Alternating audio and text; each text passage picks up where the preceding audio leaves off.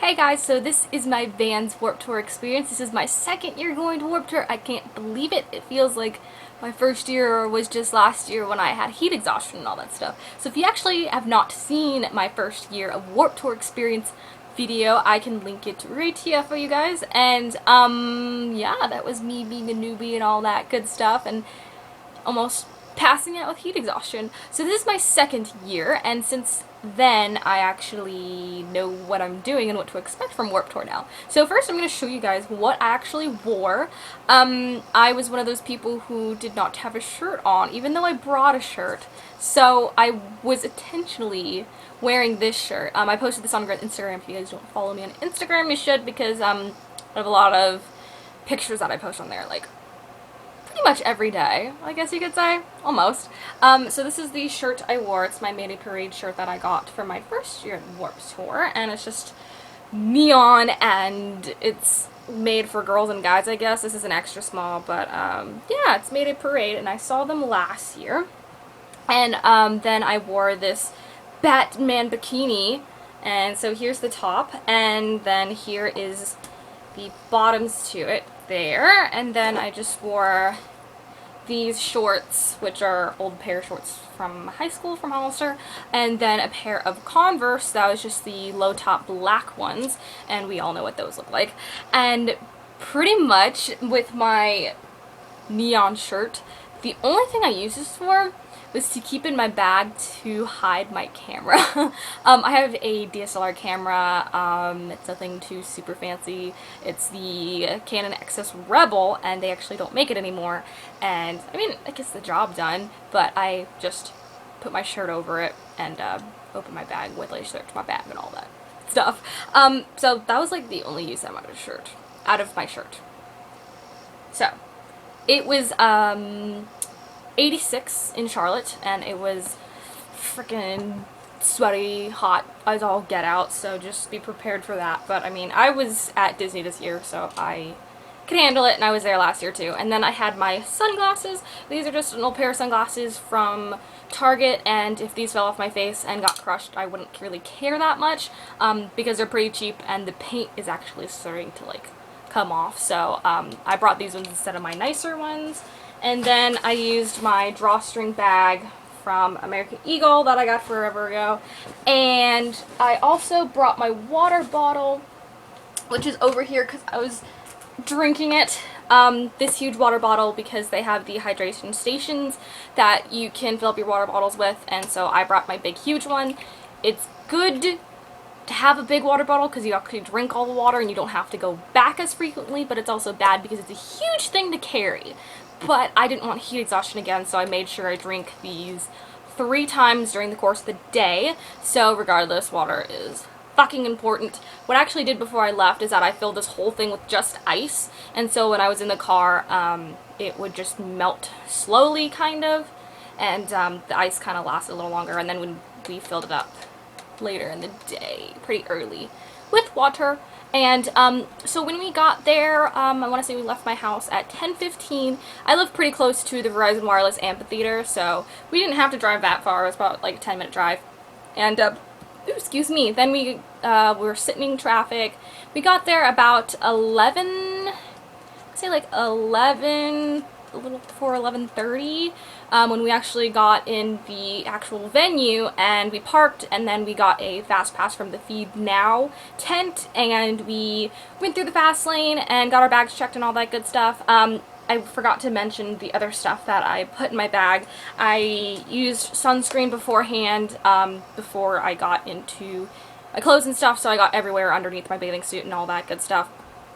I know I said I was going to use SPF 30 in another video, but I really wanted to be tan, so I used the SPF 8 Copper Tone. And I am naturally tan, guys. I do not get sunburn very easily. And I applied this once during the rest of the day, so I applied it twice. Do more than twice. I'm just saying that right now. I got a little bit of sunburn on my nose and a little bit on my shoulders, but it's starting to go away. But just, that's a tip for next year. Reapply this more than twice. And then I also had like my wallet here with cash. I got $100 cash, but I did not use that $100. which I will get into a little bit. And then I have this like emergency bag. It has Advil, chapstick, Band-Aids, hair tie, everything that you could possibly imagine in here. Medication that I take if needed. And then I also had like deodorant, and then like I had this little bottle of perfume, which there's no point. I thought it would be like useful, there's no point. And then, I mean, I just brought whatever I thought was necessary, so I just stuffed that in there too. So what I did first is that we went to the blow up the set list with all the bands and then times and which stages they're going to be at. And then after that we had the Vans Warped Tour app where you can type in everything. And what I did the night before is that I picked out all the bands that I wanted to see, and I just kind of put in random times, random set stage names. And then I just went back and edited them when I was standing in front of there. Do not buy the schedules. Don't save your $2 for something else. And after that we just walked around because we had about an hour before the first band played, which was Bring Me the Horizon at 1, and it was about 12 at that time, so we had like an hour to do whatever we wanted. So pretty much what we did is we walked around and got used to where everything was. We found tents for bands, we found signing times, we found where the hydration station was, and we found stages, so that like whatever band we wanted to see, we already knew where their stages were. So first was Bring Me the Horizon. I do love me some Bring Me the Horizon, but I'm not a die-hard fan. So I knew Shout of Moses, and then after that I didn't know any of the other songs. So I was kind of freaked out when people started moshing and stuff, because Miss Allie is not equipped for moshing, so I had to have people protect me and all that stuff. But it was fun. I mean, I enjoyed it. I had no idea who was British, but Shout of Moses was like the best part because I knew all the words. And the girl, there was this girl standing in front of me, and she's like, you know, oh, you can come up here because you can be closer. And we were like singing Shout of Moses together, like screaming it during the song. It was pretty cool. I thought that was pretty awesome. And there was another song they played. I think it was House of Wolves, which is funny because that's a My Chemical Romance song. I'm pretty sure they did play that. I could be wrong, but that's I'm pretty sure. So I saw Bring Me the Horizon, and then the next I saw We Came as Romans, which is at the stage next to there. And then again, I didn't know any of the We Came as Roman songs except for Glad You Came, the cover that they did for the album Pop Goes Punk. Yeah. So that was cool, and there was only one song that I knew by them, and it was,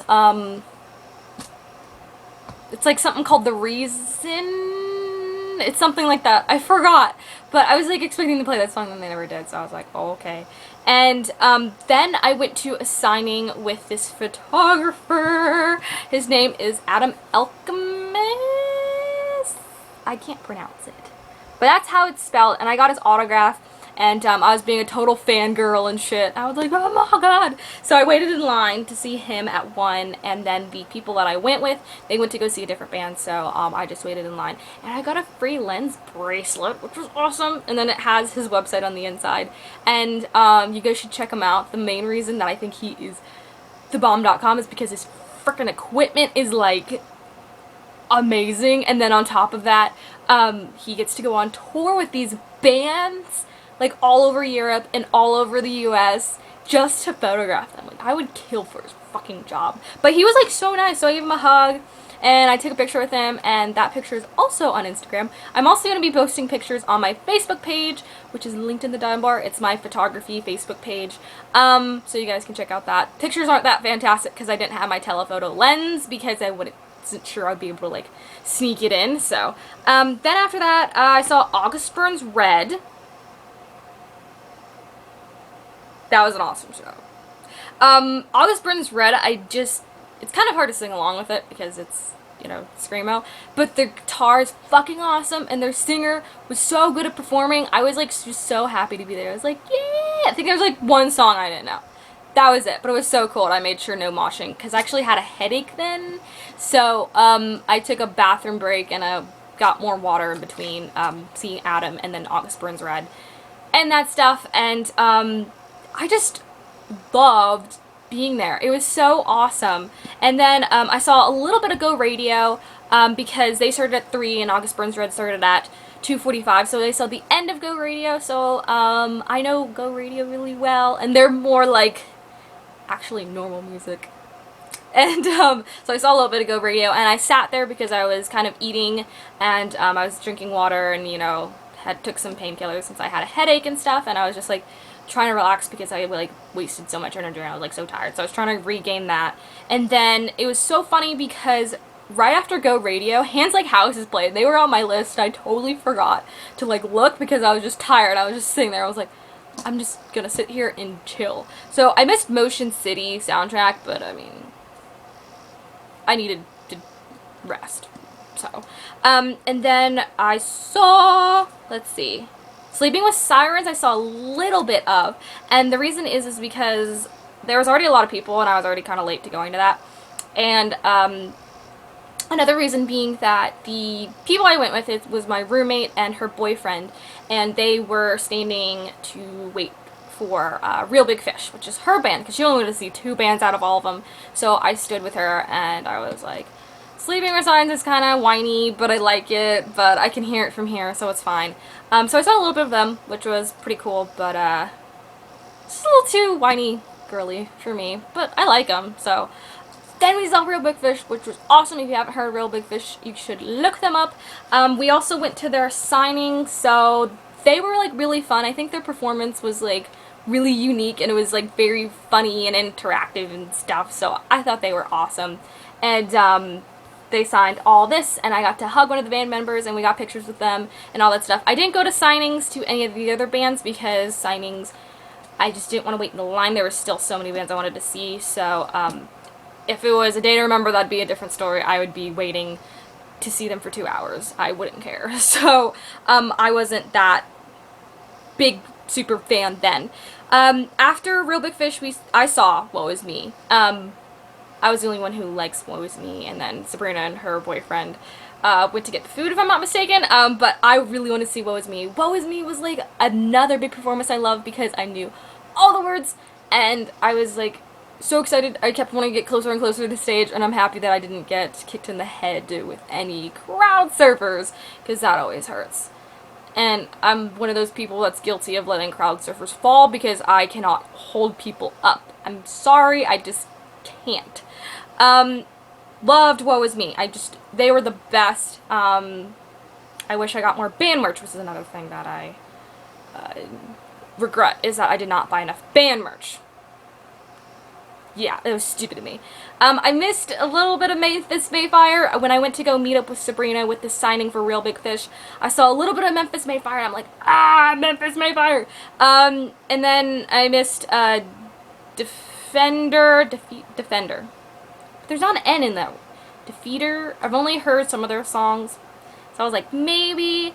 And then after the Real Big Fish signing, oh, no. It was, oh, what fuck was it? I don't know which one came first. I thought Memphis May Fire was before the Used. Oh, it is, okay. I saw a little bit of the Used. And the best part about the Used is that they had, like, this, powder stuff that they threw out to, the people in the crowd. And then they made the Wall of Death, and then they threw the powder at each other. It was so cool. And, I was already tired at that point, so I was kind of, like, on the edges of the crowd and stuff, because I was just watching, and I was like, it's the Used! So, they've been, like, a band for, like, 13 years. That's insane. And, yeah, we saw Real Big Fish, and then, we left after that because we were super tired. I'm going to show you the shirt I got. This is the only shirt I got. I know, it's awful, but it says, keep calm and party on. And then, to have it cut like this, it was an extra $5, but it ended up being $15. So, yeah, that is actually it. I cannot wait for next year. I want A Day to Remember to be back on Warped Tour because I would cry of happiness and die of happiness, and I just would dedicate my whole entire day just to see them. Tell me who you saw at Warped Tour, if you have ever been to Warped Tour, and what city you was in, and who was your favorite band, who did you see, who are bands that I should look up. You guys should recommend some reggae bands that were there, because I didn't see any reggae bands, and reggae is awesome. Okay, I'm gonna go, guys. I'll see you in a later video. Bye.